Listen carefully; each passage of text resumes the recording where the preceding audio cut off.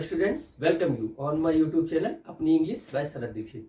Today I am not feeling so well, but the video is very important for you. Video is very important for you for improving your knowledge and to continue your journey from below side Hindi medium to speaking of English. So I am ready for today and cooperate me and support me. अगर कुछ आवाज में कम ज्यादा हो जाता है तो उसके लिए थोड़ा बैलेंस कर लेंगे, but I am trying my best. Okay, this video is about to make any Hindi sentence into English sentence. कोई भी बड़े से बड़ा, छोटे से छोटा कोई भी सेंटेंस अगर आता है, और मोस्टली प्रॉब्लम कहाँ खड़ी होती है, जब आप बड़ा सेंटेंस बनाते हैं. देखिए, जब सेंटेंस छोटा होता है, जैसे उसमें डायरेक्ट सब्जेक्ट हुआ और वर्ब हुआ, तो बहुत ही आसान है. दो ही चीजों को आपको बैलेंसिंग करना है, तो हम सेंटेंस कैसे मेक करेंगे, वेरी इजीली हो जाता है.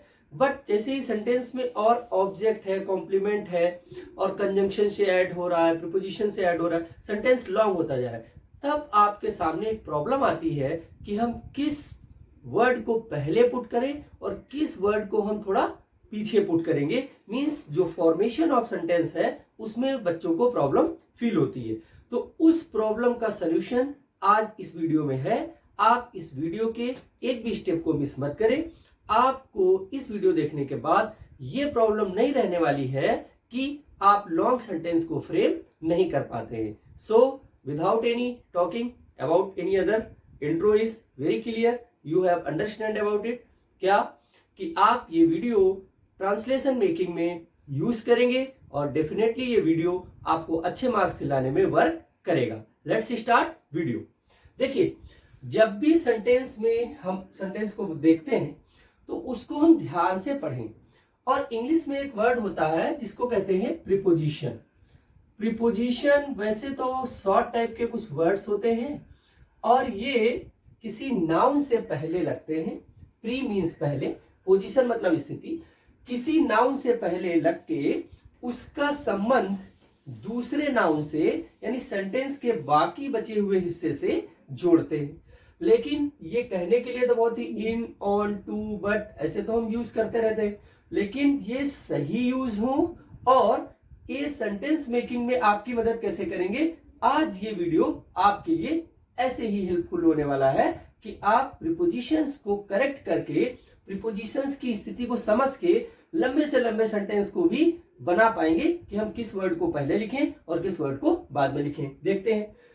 आगरा के प्रसिद्ध उर्दू शायर नजीर अकबराबादी ने ताजमहल के सौंदर्य की प्रशंसा की है. ध्यान से सुनना. अब सेंटेंस इतना लंबा है तो इसमें बिल्कुल भी कंफ्यूज या परेशान होने की जरूरत नहीं है. देखिए कैसे.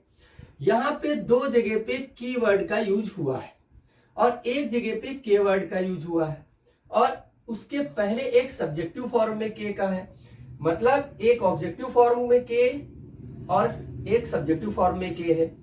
उसके बाद देखिए, ये ऑब्जेक्टिव फॉर्म में की और की दो जगह है, तो ये के और ये की, आगरा के, ताजमहल के, सौंदर्य की, ये सब प्रीपोजिशन है. हिंदी में ये पीछे लिखे हुए हैं और इंग्लिश में ये वर्ड से पहले आ जाएंगे. ध्यान से सुनना.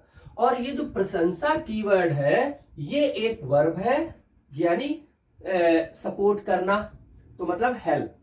एक डू मीन्स करना है, लेकिन यहाँ पे प्रशंसा करना. कोई भी काम करने में हम वर्ब का सेंस लेते हैं और करने का यूज हो जाता है. जैसे सिंगिंग है तो उसमें नहीं हो रहा है, लेकिन जैसे पढ़ाई करना,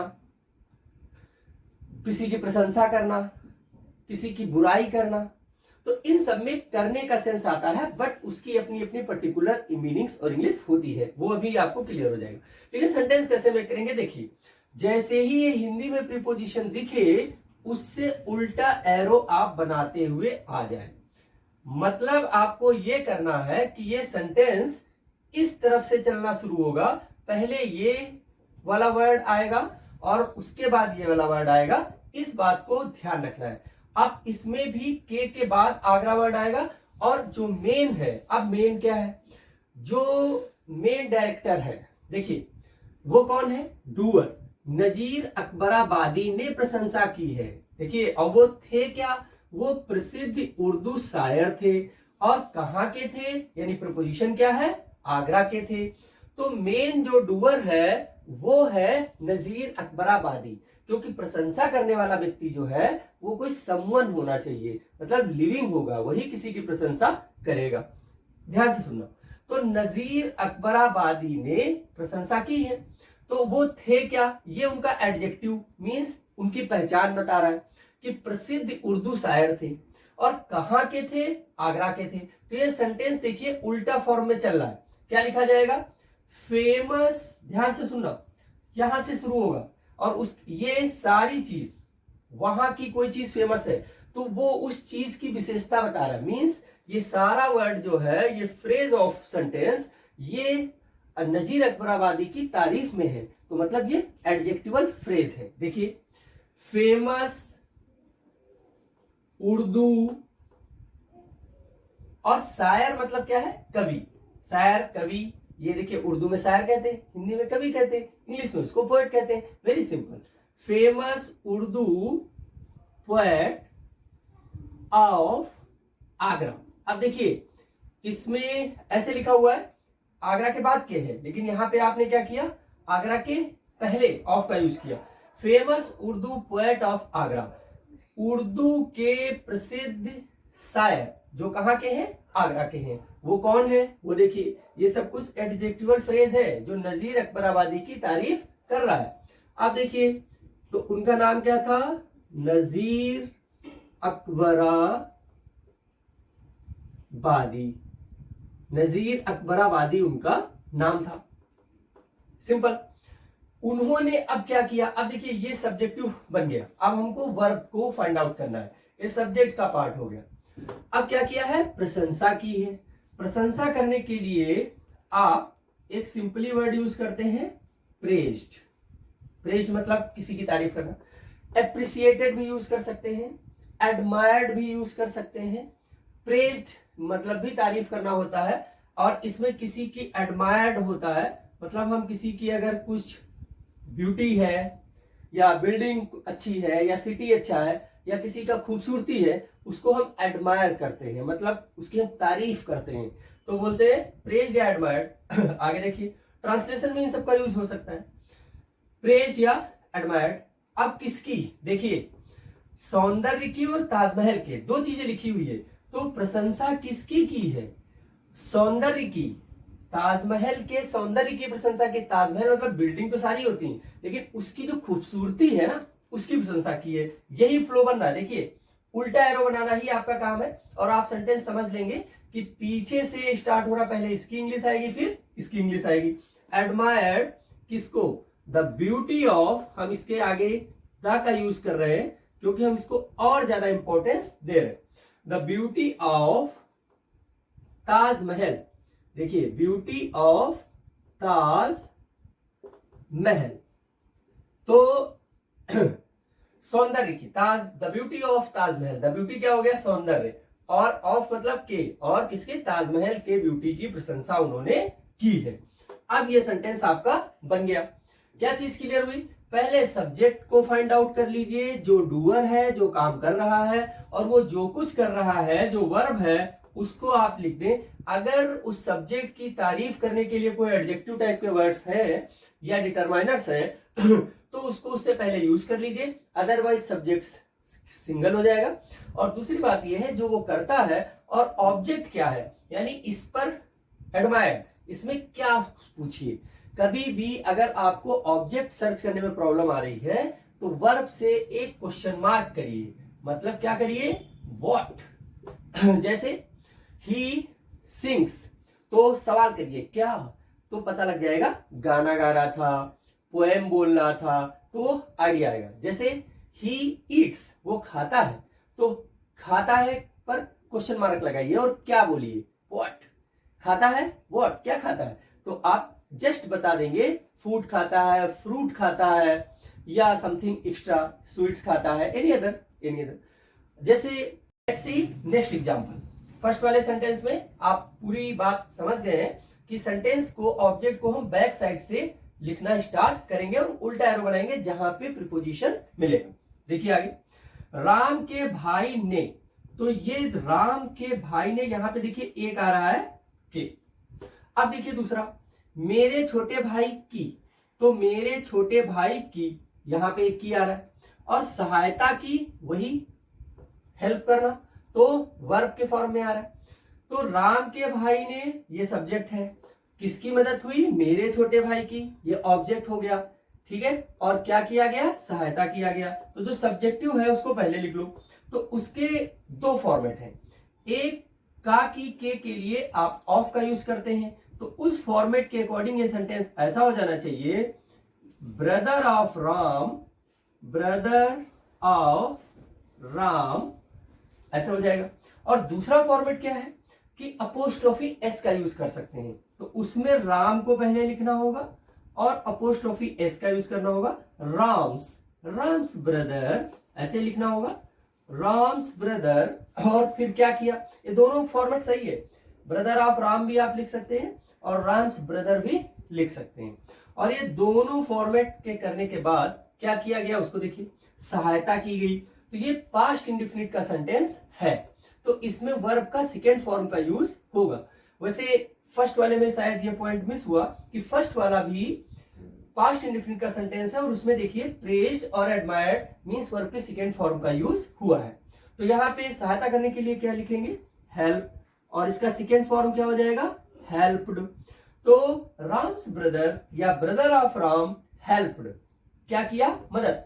अब देखिए यहां तक के सेंटेंस बन गया कि राम्स ब्रदर हेल्प, सहायता की। अब किसकी सहायता की, मेरे छोटे भाई की। अच्छा, इंग्लिश में क्या होता है, जैसे हिंदी में आप बोलते हैं का की के, तो मतलब उसका संबंध कुछ रिलेशन जैसे आता है। अब मदद की, तो उसमें ये बोला जाता है, इंग्लिश में ये सेंस आना चाहिए कि उसको मदद की, मतलब उसकी मदद नहीं की, उसको मदद की, ऐसा टाइप का सेंस इंग्लिश में आता है। उसको मैंने मदद की, उसकी मदद की बहुत ही रिलेटिव टाइप का जोड़ के लगते हैं, उसमें क्या है वो बहुत ही फॉर्मली टाइप का बोलते हैं, ठीक है। तो वो ऐसे ही डायरेक्टली बोलते हैं, आई हेल्प यू, मैंने तेरी मदद की, तो ऐसा उसको मदद की, ये टाइप का सेंस इंग्लिश में ऑल टाइम आता है, बहुत ही रिस्पेक्टिव नहीं, सीधी बात, फॉर्मल टाइप की लैंग्वेज है। तो देखिए हेल्प्ड टू, किसको, टू माई यंगर, और क्या हो गया, brother, my younger brother.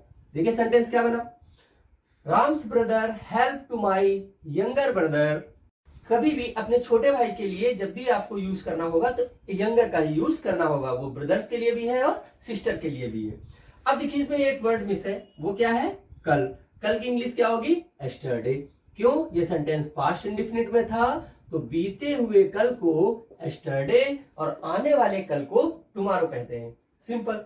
Next sentence देखिए, वह प्रतिदिन अपने भाई के साथ पार्क में टहलने जाता है। सेंटेंस देखिए, मैं यहाँ पर ट्रांसलेशन के टेंस की या किसी के कैटेगरी की बात बिल्कुल नहीं कर रहा हूं, मैं बात कर रहा हूं how to make long sentences. आप क्या वर्ड पहले लिखेंगे, कौन सा वर्ड उसके बाद लिखेंगे, और फॉर्मेशन ऑफ सेंटेंस कौन सा सब वर्ड उसके बाद ले जाएंगे, ये बताना मेरा मकसद है।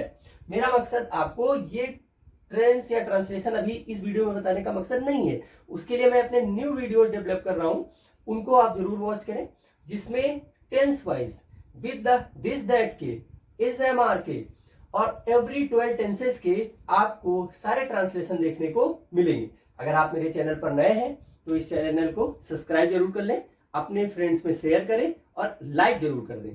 उसके बाद आगे देखिए नेक्स्ट सेंटेंस, इसमें आप कोई भी सेंटेंस बनाना स्टार्ट करेंगे तो पहले उसमें फाइंड आउट करना है सब्जेक्ट, और उसके बाद वर्ब, और उसके बाद प्रीपोजिशंस को फाइंड आउट करो। जो प्रीपोजिशन लास्ट में लिखा होगा उसकी इंग्लिश पहले आएगी, और जो उसके बाद लिखा होगा हिंदी में बैक साइडेड से देखना है। देखिए कैसे, ही हो गया सब्जेक्ट, तो इसको हमने सबसे पहले लिख दिया।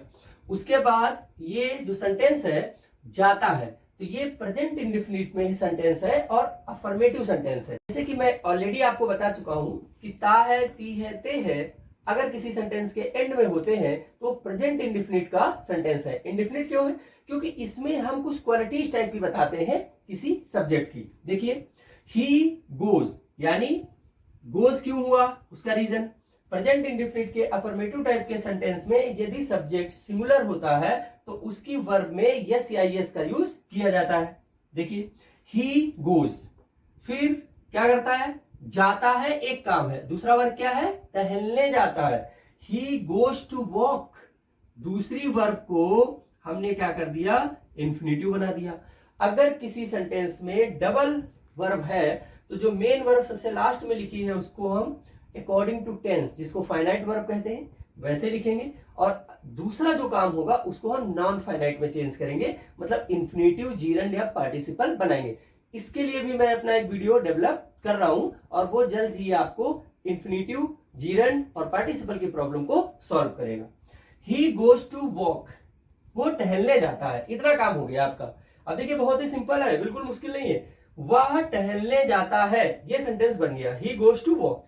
अब बचा क्या, पार्क में और अपने भाई के साथ, इतना सेंटेंस बचा। तो इस जैसे ही प्रीपोजिशन आ जाए उसके बाद आप बैक साइडेड एरो, उल्टा एरो बनाइए। पार्क में तो ये पहले आएगा, उसके बाद अपने भाई के साथ, ये उसके बाद आएगा, बैक साइडेड चलना है। तो ही गोज टू वॉक, उसके बाद इन द पार्क, पार्क में जाता है। अब देखिए अपने भाई के साथ जाता है, ये दूसरा, तो उसके साथ, किसी के साथ होने के लिए क्या यूज होता है, विद का यूज होता है, विद। और वह अपने भाई, ही के साथ अपने की इंग्लिश लगती है हिज, तो क्या हो गया, he goes to walk in the park with his, ही के साथ पॉजिटिव हिज।